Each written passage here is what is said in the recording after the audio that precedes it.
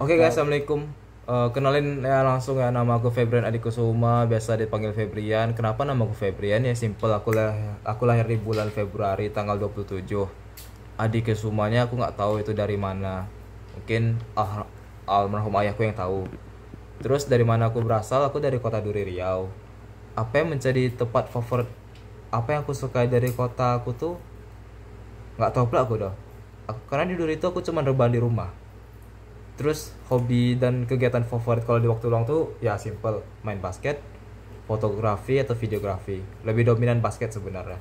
Nah, apa yang menjadi alasan aku masuk prodi ilmu komunikasi itu ya juga simple, karena di SMA tuh aku pernah 2 kali juara video pendek dan pernah ditunjuk sekolah untuk lomba FLS 2N tahun 2021 sama 2022 di lomba film pendek. Makanya itu jadi trigger aku masuk ilmu komunikasi di tahun 2024 ini. Nah, terus juga pengalaman dan pencapaian pribadi itu tadi yang aku bilang, kan aku udah pernah juara 2 kali dan ditunjuk sekolah di lomba FLS 2N itu. Terus untuk sekarang ini apa ada organisasi atau komunitas? Sekarang ini alhamdulillah aku magang di media kampus di Suska TV di bagian kamera person. Semoga di bulan kedua nanti aku bisa jadi anggota resmi, amin. Nah, kalau di masa SMA juga aku ada tim basket juga, dan aku kebetulan adalah seorang kapten basket. Nah, sekarang jarang main basket, tapi masih ada. Terus juga tujuan aku di mata kuliah PR ini, sebenarnya aku juga bingung gitu kan, tujuan aku ada nggak ya tujuan aku di PR. Tapi kebetulan baru-baru ini aku ada ketertarikan di konsentrasi PR, karena kalau seandainya aku fokus di konsentrasi broadcasting, ujung-ujungnya mungkin aku bakal jadi seorang vlogger biasa, atau mungkin seorang freelancer fotografer atau videografer. Makanya kayak rasanya tuh broadcast tuh agak sedikit kurang, dan lebih mending PR gitu yang tentang sebuah organisasi gitu. Tapi aku mungkin bakal lebih mempelajari lebih dalam apa itu PR, berdasarkan dari materi dosen yang pernah dikirim sebelumnya. Nah, harapan aku di proses belajar di kelas 1B ini cum laude, ya cum laude dan jadi pintar. Dan apa yang ingin aku capai selama kuliah, oh iya, mungkin nggak ada yang tahu atau belum ada yang tahu, di masa SMA dulu aku punya impian seandainya sanggup di perkuliahan itu nanti aku pengen mengikuti program pertukaran mahasiswa kalau sanggup ke luar negeri, karena itu memang udah agak impian gitulah. Kenapa aku pengen ikuti program tersebut, dengan catatan kalau sanggup insyaallah. Nah, kita langsung aja masuk ke bagian tentang pengenalan dari potensi diri aku gitu. Nah, 3 hal yang menjadi kelebihan utama aku tadi, ya mungkin itu tadi yang pernah aku sebutkan sebelumnya tentang hobi. Aku bisa main basket, aku bisa editing tipis-tipis, sama satu lagi mungkin ini skill warisan dari almarhum ayah, mungkin aku bisa pasif berbahasa Inggris. Jadi aku kayak lumayan bisa lah berbahasa Inggris, walaupun agak kesulitan secara speaking gitu. Nah, dalam situasi apa aku paling merasa percaya diri? Aku merasa paling percaya diri itu nggak ada dalam situasi tertentu sih. Kayak kalau seandainya aku tampil dalam sebuah panggung, ya udah kayak tampil aja gitu. Karena kalau seandainya aku ragu-ragu, ya otomatis apa yang akan aku tampilin pasti nggak maksimal juga ya kan. Makanya aku kayak sebelum tampil ngomong dalam hati, gaskan aja lah, yang penting selesai. Dah gitu aja. Atau lebih percaya diri lagi, kalau sebelum tampil itu aku udah prepare. Ya semua orang pasti bakal gitu. Kalau udah prepare pasti lebih percaya diri. Nah, kalau keterampilan tertentu yang kukuasai itu tadi ya, aku mungkin bisa editing video tipis-tipis. Karena waktu aku ikut lomba videografi, otomatis juga aku yang mengediting ya kan. Jadi ya itu menjadi salah satu hal yang aku kuasai. Walaupun sekarang aku ngestak, belum ada melakukan perkembangan karena hambatannya itu di device. HP itu udah kayak mau meledak gitu ha. Udah suka-suka error. Bismillah iPhone. Nah, apa yang paling ku nikmatin saat belajar atau bekerja? Mungkin kalau dosennya asik sih, kayak Bu Acih. Itu kayak rasanya belajar tuh lebih asik, mudah dipahamin. Walaupun ya kadang yang bikin merasa risih itu dalam proses belajar mengajar adalah ketika kelas nggak kondusif gitu ya. Nah, kalau bidang dan aktivitas yang menurut aku paling cocok dengan bakat aku tadi apa ya? Bidang atau aktivitas yang menurut aku paling cocok dengan bakat aku paling menjadi seorang freelance fotografer mungkin. Ya mungkin kayaknya gitulah. Nah, apakah aku pernah mendapatkan pengakuan atau apresiasi atas kemampuan tertentu? Ya, sebelumnya di masa SMA. Dan mungkin dalam berbahasa Inggris dulu aku ya mendapatkan pengakuan lah dari SD sama SMP dan juga SMA. Karena nilai bahasa Inggrisku bagus terus ya, aku mendapatkan apresiasi dari banyak orang. Bahkan guru SMP mengakui bahwa bahasa Inggris aku lebih jago ketimbang teman-teman aku yang ranking 1 juara 1 umum di sekolah. Itu menjadi suatu kebanggaan tersendiri juga.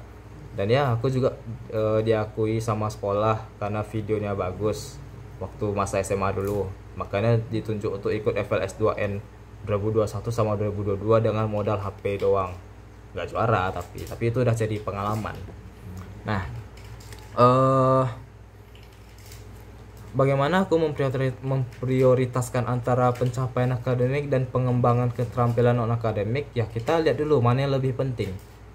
Kalau seandainya dua-duanya penting gimana? Kita lihat kira-kira di dua hal ini yang akademik dan non akademik mana yang bisa kita ajukan untuk kayak susulan gitu. Kalau seandainya ada yang bisa disusulkan, kita nomor 2 kan yang bisa disusulkan, kita utamakan yang lebih penting. Tapi kalau seandainya dua-duanya nggak bisa disusulin, aku lebih memprioritaskan yang akademik. Nah, lanjut ya, kita apa hambatan utama yang aku hadapin dalam mencapai tujuan tersebut dan bagaimana cara Anda mengatasinya. Hambatan utama yang aku hadapin, contohnya kalau misalnya aku ikut lomba videografi, itu hambatannya di device, dan hambatannya aku tuh orangnya suka menunda-nunda. Gara-gara device-nya udah nggak memadai, akibatnya aku nggak mood untuk ngediting. Paling editingnya tuh pas H-1 sebelum batas akhir penguploadan. Makanya itu menjadi kayak salah satu hal yang ingin ku perbaiki juga ya. Nah, sekarang kita masuk ke area yang perlu kita kembangkan lah. Yang perlu aku kembangkan lebih tepatnya. Nah, kira-kira ada nggak hal yang paling sulit aku lakukan saat ini dan mengapa? Mungkin hal yang aku sulit hadapin kayaknya nggak tahu juga ya, tergantung kondisi tertentu juga. Setiap kondisi pasti ada kesulitannya juga. Mungkin hal yang sulit aku lakukan, mungkin aku orangnya mageran, mungkin ya malas-malasan. Nah, karena kayak orangnya tuh udah betahnya tuh malas-malasan aja gitu, dan itu juga hal yang pengen aku ubah. Nah, kira-kira apakah dalam hal apa aku merasa perlu banyak belajar dan atau berkembang? Itu ketika aku bisa melakukan sesuatu tapi aku nggak mau bergerak, dan akibatnya ada orang lain yang duluan mencapai hal tersebut. Otomatis itu membuat aku merasa kayak ada rasa iri gitulah. Makanya aku kayak gara-gara itu menjadi trigger juga, aku harus segera memulai dan harus segera memacu dia gitu. Karena kayak aku bisa, tapi malah dia yang dapat apresiasi duluan. Padahal aku merasa kayak karyaku tuh bisa lebih dari dia. Tapi karena hambatan itu tadi, karena aku orang itu suka menunda-nunda, dan karena ngerjainnya tuh selalu di dekat deadline, ya otomatis hasilnya juga seada-adanya gitu. Nah, kira-kira apa ada langkah pertama yang atau rencanakan untuk memperbaiki kelemahan tersebut? Ya kita memulai dari introspeksi diri, mencari motivasi diri sendiri, dan mulai mempelajari hal baru dari hal yang paling basic. Aku mungkin mulai dari situ, karena ya semuanya pasti mulai dari bawah ya kan. Nah, kita lanjut lagi ya. Keterampilan apa yang menurut Anda paling relevan untuk bidang studi atau karir Anda yang Anda pilih. Itu tadi broadcasting ya, karena mungkin alasan aku masuk Ilkom ya karena fotografi dan videografi. Mungkin aku pokoknya hal apapun di ilmu komunikasi ini mungkin untuk saat ini aku bakal dominan ke broadcasting. Tapi untuk kedepannya kan karena aku masih semester 1, karena aku masih punya banyak waktu untuk memilih, untuk memikirkan jalur lain. Mungkin suatu saat aku lebih dominan ke jurnalistik atau PR, kita nggak ada yang tahu ya. Nah, apa langkah pertama aku yang akan aku ambil untuk mengembangkan keterampilan tersebut? Ya, kita belajar dari basic, simpel aja. Kalau aku nggak tahu ya udah belajar dari basic. Bagaimana caraku memanfaatkan sumber daya seperti internet, buku untuk belajar sesuatu yang baru? Ya, nonton YouTube. Bagaimana aku manfaatkan sumber daya untuk belajar sesuatu yang baru? Buka YouTube, buka podcast kayak Deddy Corbuzier gitu. Sekarang lanjut ke inspirasi dan motivasi. Siapa yang menjadi inspirasi Anda dalam mengembangkan potensi diri?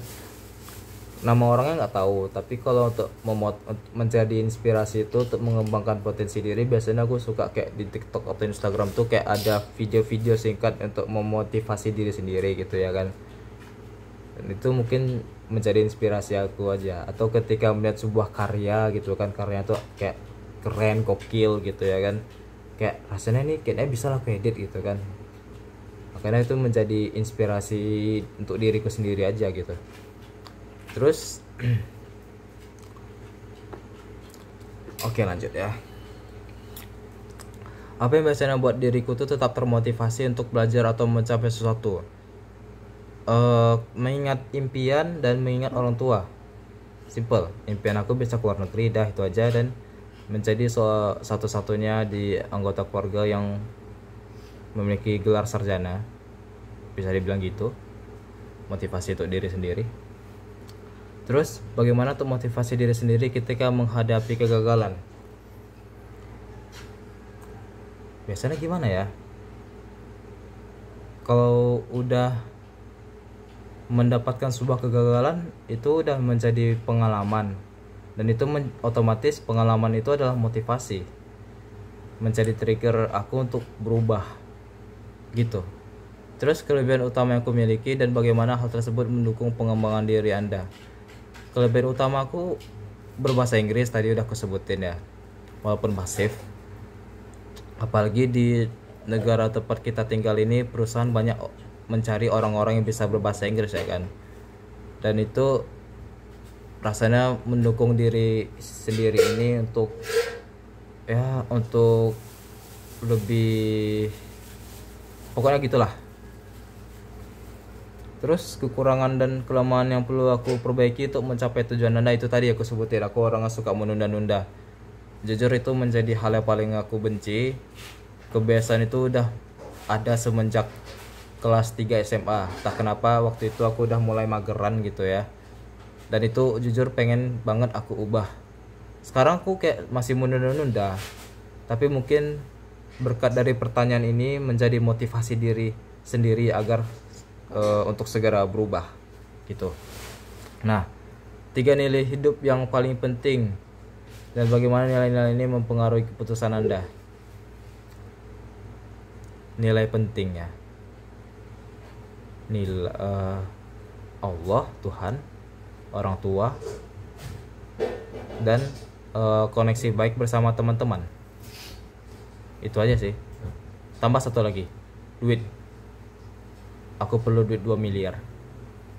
Nah, apa yang memotivasi diri sendiri ini untuk terus belajar dan berkembang meskipun menghadapi tantangan? Itu tadi, kita ingat tujuan utama kita, orang tua, ya kan? Kesuksesan diri sendiri tentunya itu pasti ada. Terus apa yang memotivasi Anda untuk terus belajar dan berkembang meskipun itu udah ya. Siapa tokoh inspiratif dan bagaimana ini atau tindakan mereka mempengaruhi Anda? Sejauh ini ada 2 orang, almarhum ayah aku sama bos di tempat kerja aku dulu sebelum aku masuk kuliah. Kenapa ayah aku ya sifatnya itu yang suka berbaur, memiliki hasratnya, semangatnya tinggi, dan ya itu menjadi salah satu inspirasi agar selalu berbaur dengan siapapun, asal yang penting pergaulannya baik, terus berbaurlah sebaik-baik mungkin. Eh, Kayak terus juga kalau kita orangnya happy gitu kan, orang-orang sekitaran kita juga bakal happy gitu ya kan. Kalau orang-orang ya pokoknya gitulah. Terus perihal emosional kayak marah-marah gitu kan, nah itulah inspirasi nomor 2 aku tuh, bos di tempat kerjaku dulu.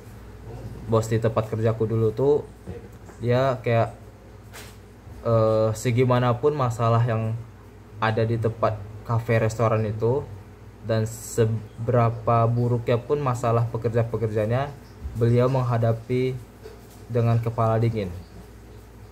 Beliau nggak pernah marah sama sekali, meskipun aku sering berbuat masalah dan sering marah-marah dulu. Makanya di perkuliahan sekarang ini kayak aku nggak pernah menunjukin emosi yang berlebihan. Padahal waktu aku kerja dulu, aku tuh gampang marah. Aku gampang marah sama di bagian kitchen, karena seorang waiter kitchen pasti bakal bentrok. Nah, apakah ada tindakan konkret yang aku lakukan saat merasa kehilangan motivasi? Itu mungkin ketika aku udah melakukan sebuah kesalahan kecil dan itu menjadi sebuah masalah yang besar. Itu rasanya kayak malas gitu jadinya, kayak udah nggak mood gitu. Sekarang kita lanjut ke pengelolaan waktu ya dan prioritas. Bagaimana cara aku mengatur waktu untuk memastikan keseimbangan antara belajar, kegiatan organisasi, dan waktu pribadi. Jujur sejauh ini kegiatan organisasi, belajar, dan segala macam itu selalu dimulai dari pagi sampai sore ya. Dan malamnya paling aku belajarnya dari siap maghrib dan sampai jam 9, dan selebihnya ya udah tidur. Sejauh ini masih aman-aman aja secara manajemennya, nggak ada hambatan apa-apa. Paling kalau aku nggak pandai mengatur waktu, paling belajar yang di malam itu aku tunda, aku kerjain di tengah malam, selesainya subuh, jadinya aku nggak tidur. Paling itu masalah yang harus dihadapin gitu. Kebiasaan buruk yang sering menghambat produktivitas Anda itu tadi, suka menunda-nunda. Pokoknya gitu, bagi siapapun yang menonton video ini, stop menunda-nunda kegiatan. Itu adalah hal yang mau kuubah juga itu. Terus cara memastikan bahwa tugas-tugas penting itu selesai tepat waktu, itu tadi, stop menunda-nunda. Jangan tiru aku yang sekarang suka nunda-nunda tugas dan deadline baru bikin gitu. Nanti pening sendiri, nggak tidur kalian. Terus setelah menghadapi kegagalan, apa yang aku lakukan untuk bangkit kembali? Kayaknya udah aku sebutin lah ya. Ingat tujuan utama, ingat orang tua. Ingat orang tua. Simple.